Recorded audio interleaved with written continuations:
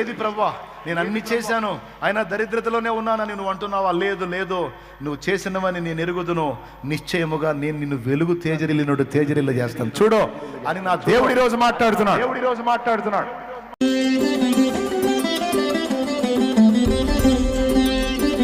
వేదల్ని నీ ఇంట చేర్చుకొని వస్త్రహీనుడికి వస్త్రం ఇచ్చి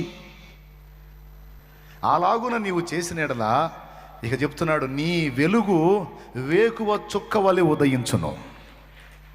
నీ వెలుగు వేకువ చుక్క వలె ఉదయించును. వాళ్ళకి పెట్టి వీళ్ళకి పెట్టి నేను అన్యాయం అయిపోయా అనే డైలాగే వద్దు నీకో. నువ్వు పెట్టావు, నష్టపోయావా? దేవుడు చూశాడు.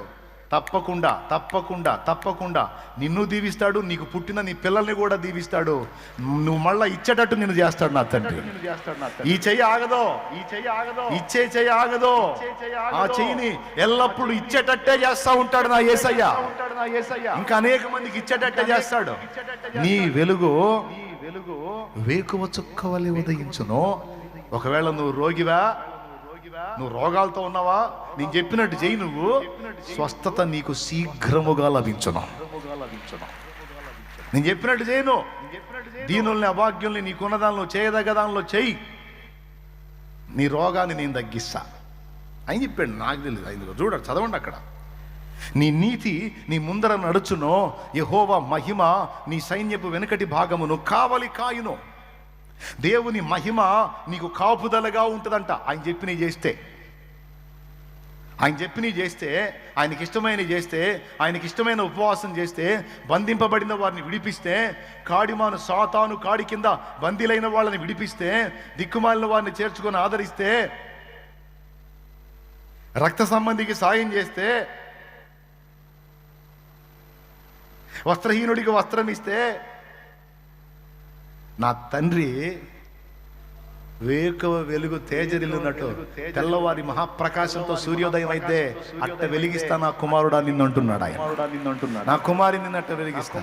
ఏది ప్రభువా, నేను అన్ని చేశాను అయినా దరిద్రతలోనే ఉన్నానని నువ్వు అంటున్నావా? లేదు లేదు, నువ్వు చేసినవని నేను ఎరుగుదును, నిశ్చయముగా నేను నిన్ను వెలుగు తేజరిల్లు చేస్తాను చూడు అని నా దేవుడి రోజు మాట్లాడుతున్నాడు.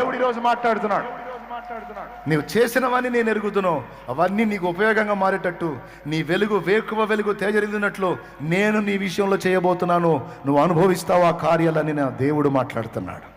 రెండోది ఏమంటున్నాడు? నువ్వు రోగివా, స్వస్థత నీకు శీఘ్రముగా లభించును. మూడవది, నీ ముందు వెనకల నేనే మహిమ, నా మహిమ నీకు ప్రాకారమై ఉంచుతాను. నేనే కావలి కాస్తావా?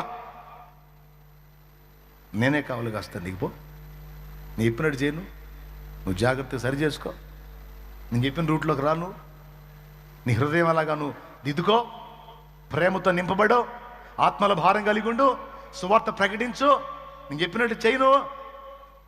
ఏ రోగం నీకు దగ్గర ఉంటుందో నేను చూస్తా. నీకు శరీరాన్ని ఇచ్చిన వాడిని నేను దాన్ని రోగగ్రస్తం చేశానంటే దాన్ని రిపేర్ చేసే దమ్ము ఎవడికి లేదో. నేను రిపేర్ చేశానంటే దానికి తిరుగులేదు. నేను రిపేర్ చేశానంటే దానికి తిరుగులేదో. నేను ముట్టానంటే ఇంక నీకు నీ రిపోర్ట్ మారిపోయిందంటే చేస్తున్నావు. హల్లెలూయా. ఎందుకు భయపడుతున్నావు? అస్సలు భయపడొద్దు. నేను చెప్పినట్టు చూసుకోను, అంతే, నేను చూసుకుంటా. అంతేనా? అయిపోలా. ఇక చూడు, వాగ్దానాల కుప్ప. అప్పుడు నీవు పిలువగా యెహోవా ఉత్తరం ఇచ్చును, నీవు మొరపెట్టగా ఆయన అంటాడంట, ఏంటేంటి నేనున్నాను అంటాడంట. కలవరం పడి బిడ్డ లేచినప్పుడు అమ్మో నాన్న దగ్గరకు పరిగెత్తి బిడ్డను దగ్గరకు తీసుకొని ఫస్ట్ వాడి డైలాగ్ ఏంటి? ఆ అమ్మాయి కలవర పడుతుంది, కేకలేస్తుందా, అమ్మా అమ్మా అమ్మ అని కేకలేసింది అనుకో, తల్లి కానీ తండ్రి కానీ ముందు పరిగెత్తుకుంటూ పోయి దగ్గర తీసుకొని అన్నమాట, ఏందమ్మా నేనున్నా కదా. ఏదన్నా తరమబడినప్పుడు కూడా బిడ్డ బెదిరిపోయి దగ్గరికి వచ్చినప్పుడు చుట్టేసుకొని మనం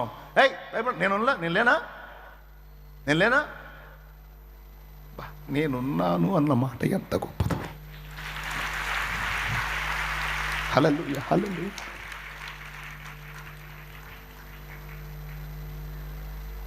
నేనున్నాను అన్న మాట ఎంత బలమైందో.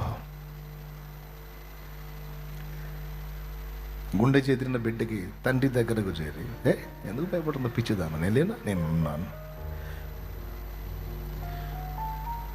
తల్లిదండ్రులు విడిచిన గాని తాను విడువడెప్పుడు మమ్ము, తల్లిదండ్రులు మరచిన గాని తాను మరువడెప్పుడు మమ్ము, ఉల్లమునెత్తి పిలిచిన వేళ ఓహోయనుచు తరికి వచ్చు, ఉల్లమునెత్తి పిలిచిన వేళ ఓహోయనుచు దరికి వచ్చు. యేసు వంటి ప్రియ బంధుడు నాకిక ఇహ పరములలో లేడన్నా. నానాని కేకేస్తే, అయ్యా తండ్రి దేవాని కేకేస్తే, ఓయ్ నేనున్నా, పిలుపుకి ఓహో అని పలుకుతా, ఆ ఓహో అనుకుంటూ వస్తాడంట. బిడ్డలారా, ఎంత అద్భుతమైన వాగ్దానమో చూడు. నేనున్నానను అనే మాట మీకు తేలిగ్గుందేమో, నాకు గొప్ప ధైర్యాన్ని ఇచ్చిన మాట. అదే కదా కావాల్సింది. నేనున్నా నీకేమైంది? నా దగ్గర కూడా గుండె చేతులు వచ్చిన వాళ్ళకి అదే డైలాగ్ చెప్తా నేను. ఏసై ఉన్నాడు, నేనున్నాను తల్లి, నువ్వు చావాల్సిన అవసరం ఏముందిరా, మందిని ఊడ్చుకుంటానైనా బతకొచ్చమ్మా, ఎందుకురా ఆత్మహత్య, ఎందుకురా చావు, అందరూ వదిలేసిన సన్నిధిలో నువ్వు బతకొచ్చమ్మని ముందు ధైర్యం ఇస్తా. యథార్థంగా నిజంగా బాధితులైతే చేర్చుకొని ఆదరించిన అనుభవాలు ఉన్నాయి. కొంతమంది ఆవేశంతో వస్తారు, అలాంటి వాళ్ళకి ముందు ధైర్యం చెప్పే మాట చెప్పినప్పుడు మనసు శాంతించినప్పుడు మళ్ళీ వెళ్ళిపోతారు. నిజంగా ఏ ఆదరణ లేని వాళ్ళని చేర్చుకొని ఆదరించిన అనుభవాలు ఉన్నాయి. సన్నిధిలో అలాగున్న అనేక మంది బతుకుతున్నారు, ఇంకా బతికిస్తాడు నా దేవుడు. హల్లెలూయా. నేనున్నాను అంట. ఆయన చెప్పినట్లుగా నువ్వు కానీ అడుగులు వేస్తే ఏ ఆపదైనా సరే నీవు మొర్ర పెట్టగా ఆయన ఇదిగో నేనున్నాను. ఇతరులను బాధించుటయు, వ్రేలు పెట్టి చూపి తిరస్కరించుటయు, చెడ్డదానిని బట్టి మాట్లాడుటయు నీవు మాని. చూడు మళ్ళీ చెప్తున్నాడు ఇంకొన్ని. ఏమంటున్నాడు?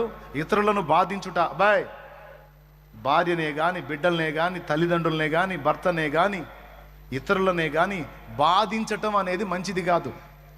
కొంతమంది పీడిస్తూ ఉంటారు. కోడళ్లను పీడించే అత్తలున్నారు, అత్తలని పీడించే కోడళ్ళున్నారు, భర్తలను సాధించే భార్యలున్నారు, భార్యలను వేధించే భర్తలున్నారు. పీల్చేస్తూ ఉంటారు. అలా నువ్వు బాధించొద్దు అన్నాడు.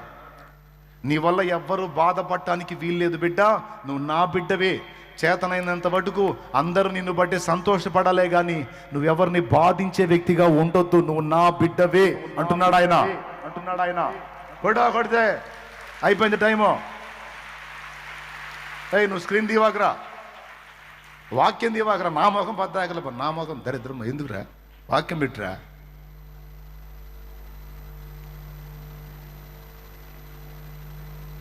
ఇతరులను బాధించుట అనేది చిన్న విషయం కాదు. కొంతమంది చేస్తున్నారు, అది చేయొద్దు. నీకు సాగింపుడు సాగుతుంది కదా అని నువ్వు చేయొద్దు. ఎవరిని బాధించకూడదు. నువ్వు సాధ్యమైనంత వరకు దేవుణ్ణైనా మనుషులైనా నీ చేతనైనంత మటుకు ఆనందపరచడానికి, దేవుణ్ణి బట్టి సంతోషపెట్టడానికి నువ్వు అడుగులే. నీ వల్ల ఎవరు బాధింపబడకూడదు. అది ఆపేసేయమన్నాడు. బాయ్, వింటున్నావా?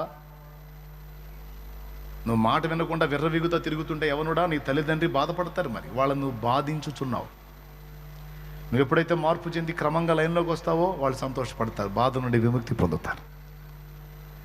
అట్లా ఏ విధంగానైనా నీ ఇష్టం వచ్చినట్టు తిరుగుతున్నావు యవనస్తురాలా, నీ తల్లిదండ్రిని నువ్వు బాధిస్తున్నావు, పీడిస్తున్నావు. చేయొద్దట్లా. నువ్వు క్రమంగా నడుచుకో, వాళ్ళు సంతోషపడతారు. రాసుంది అక్కడ. బాధించుట మాని, వ్రేలు పెట్టి చూపుట, తిరస్కరించుట, చెడ్డదానిని బట్టి మాట్లాడును మాని. ఎవరి దగ్గర ఏం తప్పులు దొరుకుతాయా చూపిద్దాం, పాయింట్అవుట్ చేద్దామని రంధ్రాన్వేషణలు చేయటం, వేలు పెట్టి చూపించడం, పాయింట్అవుట్లు చేయటం, ఈ దరిద్రాలు మానుకో. నాకు నచ్చదు. ఎవడన్నా నిన్ను చూపిస్తే చూపినే పర్వాలేదు, కానీ నువ్వు వేలు పెట్టి చూపించొద్దు. ఓ నీలే అని వదిలే. క్షమాహృదయం కలిగి ఉండు. ఇలాగ నువ్వు చేసి, అన్నా ఇన్ని ఆడ చేస్తామన్నా అనొద్దు, అసలు ఇన్ని ఆడ గుర్తుంటాయన్నా అని కూడా అనొద్దు. గుర్తు లేకపోతే ఎట్లా దెబ్బతింటావు? గుర్తుండాలి, గుర్తు పెట్టుకోవాలి. నువ్వు ఎవరినన్నా పీడిస్తున్నప్పుడు, బాధ పెడుతున్నప్పుడు టప్మని ఈ వాక్యం గుర్తు రావాలి. అరే తప్పు చేస్తున్నాను, నా వల్ల ప్రాణం బాధపడుతుంది, చేయకూడదు.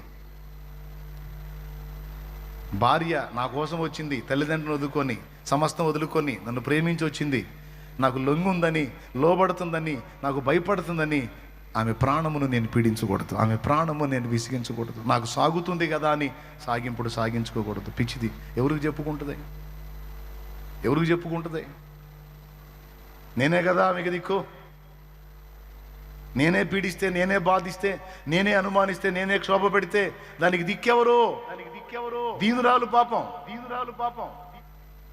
చిన్నది, తెలియంది ఎట్లా అని ఆమె పొరపాటు పడిన వేళకు తండ్రి స్థానంలోకి వెళ్ళాలి. ఆమె కృంగిన వేళ ఒక అమ్మ స్థానంలోకి వెళ్ళాలి. వద్దస్తమానం భర్త అంటే సాగింపుడు అనుకున్నావా? ఏమయ్యా, ఆమె రోగి అయి పడుంటే ఒక వైద్యుని మెట్లోకి వెళ్ళిపోవాలి. ఒక నర్సు వల్ల నువ్వు సేవ చేయాలి. ఎందుకంటే నీ కోసం వచ్చింది సమస్తం వదిలిపెట్టి. నువ్వే లోకం అనుకుంది, నువ్వే ప్రపంచం అనుకుంది. కొట్టినా, తిట్టినా, భరించి, సహించి, ప్రేమించి, నువ్వు ఎంత ఈ వేధించినా నీ కోసం నిలబడింది. నీకు పిల్లల్ని కానీ ఇచ్చింది, నీకు లైఫ్ని ఇచ్చింది, చాలా చేసింది. తల్లి చేసే సేవ తల్లి చేస్తే, భార్య చేసే సేవ భార్య చేసింది నాయన. కాబట్టి ఏముంది దాని బొంద, దానికి ఏముందని, అసలు మనిషే కాదన్నట్టు నువ్వు ఆలోచించొద్దు. ఆమె ఒక రాయి అన్నట్టు ఆలోచించొద్దు. ఆమెకు ఒక హృదయం ఉంది, ఆ గుండెల్లో కూడా ఒక వేదన ఉంది. అది అర్థం చేసుకోవాలి, దగ్గరగా తీసుకోవాలి, మాట్లాడాలి, మనసు విప్పి మాట్లాడాలి. ఆమె ఓపెన్గా అన్ని చెప్పుకునేంత స్వేచ్ఛను నువ్వు ఇవ్వాలి. గుర్తుపెట్టుకో, బాధించొద్దు, ప్రాణాలని బాధించొద్దు. ఏమన్నా ఇబ్బందిగా ఉందా? నేను చెప్పేది అర్థమవుతుందా? ముగియమంటే నాకు ఇబ్బంది ఏం లేదు, కానీ తెలుసుకోవాలి. మీరు తెలుసుకోవాలి, మార్చుకోవాలి, నడుచుకోవాలి. పీడించొద్దని చెప్తున్నాను. బాధించొద్దు, ఇతరులను వేలు పెట్టి చూపించి తిరస్కరించొద్దు. చెడ్డదాన్ని బట్టి వాళ్ళు అట్లా వీళ్ళట్లని ఎప్పుడు చెడిపోయిన మాటలు మాట్లాడుకోవద్దు. అవి మానేయ్. లోకాభిరామాయణ మాట్లాడటం మానేయ్. లోకములో ఉన్న చెత్త మాట్లాడటం మానేయ్. లోకములో ఉన్న శుద్ధం మాట్లాడటం మానేయ్. వాళ్ళ వీళ్ళ చెడుగులు మాట్లాడటం మానేయ్. అవకాశం ఉన్నంత వరకు దేవుని సంగతులు, 10 మందికి ఉపయోగపడే మాటలు అయ్యే మాట్లాడు. ఇలాగూ నువ్వు చేస్తే, ఆశించిన దాన్ని ఆకలిగొనిన వానికి ఇచ్చి, శ్రమ పడిన వానిని తృప్తిపరచిన ఎడల, వాడి చేత 1000 రూపాయలు చాకిరి చేయించుకుని 500 ఇచ్చి పంపిస్తాడు. వాడి చేత 1000 రూపాయలు చాకిరి చేపిస్తాడు. ఇడేమో పెద్ద మొత్తం ఇచ్చినట్టు 500 ఇచ్చి పంపిస్తాడు. ఒక్కొక్కళ్ళు ఉంటారు నిన్ను గాల్లే. అక్కడ ఏమని రాశాడో తెలుసా? కష్టపడ్డ వాడికి, వాడి కష్టానికి తగినట్టు నువ్వు ఇవ్వాలి, లేకపోతే కేసు రాస్తా అన్నాడు. ఆడే బడి ఉంటాడులే, ఎంతో కొంత ఇత్తనం, ఆడే కడుపు నింపుకుంటాడులే, ఆడే ఉంటాడు, సత్తాడులే అన్నట్టు ఉండకూడదు. అది ఇంత కష్టపడుతున్నాడు, ఈ కష్టానికి ఇంత న్యాయం వీడికి ఇవ్వటం తప్పు లేదు, ఇద్దాం అని కష్టాన్ని ఎంచి తగ్గదాన్ని నువ్వు ఇవ్వాలంట. అలా నువ్వు చేస్తేనంట శ్రమ పడిన వాడంట నీ దగ్గర తృప్తి పడాలంట. అర్థమైందా? శ్రమ పడ్డవాడికి పావులా ఎక్కువ ఇవ్వు. ఒకసారి మా అమ్మగా చెప్పా, మార్కెట్కి పోయి 15,000 రూపాయల సరుకులు కొని రిక్షాలో వేసుకొని వస్తుంది. ఇంటికాడికి వచ్చి రిక్షా పడితే తగాద వేసుకొని, నేను 10 ఇస్తా అంటే 15 అంటాడు. ఏదమ్మా నీకేం తెలుసా, అడ్రోడ్ కాడికి దొక్కుంటా వచ్చానమ్మా నేను, నీ దొక్కితే నీకు అర్థమైంది అంటున్నాడు. ఏందది? ఏం బరువు? నేను ఎంత బరువు ఉన్నా, ఈ ఎంత బరువు ఉన్నా? లేదు, ఆ తక్కువ బరువు ఉంటుందా? నేను పోయే సమయానికి, అమ్మా నువ్వు ఎప్పుడైనా రిక్షా దొక్కావే అన్నా. తొక్కకపోతే చెట్లు కాత నిజలేవా అంటుంది. నేను దొక్కానే, నాకు తెలుసు. ఒట్టి రిక్షా దొక్కితేనే కాళ్ళు పోతాయి. అలాంటిది నిన్ను కూర్చోబెట్టుకొని ఇంత సరుకుని వేసుకొని వాడు అడ్రోడ్డు ఎంత దూరం, ఎక్కడి నుంచి మెరకది, ఆంతో లాక్కుంటూ వచ్చి తీసుకొచ్చి నిన్ను వదిలిపెడితే 15,000 రూపాయలు సరుకులైతే కొనగలిగేవని అడిగి 15 రూపాయలు ఇయటానికి ఎందుకుమా?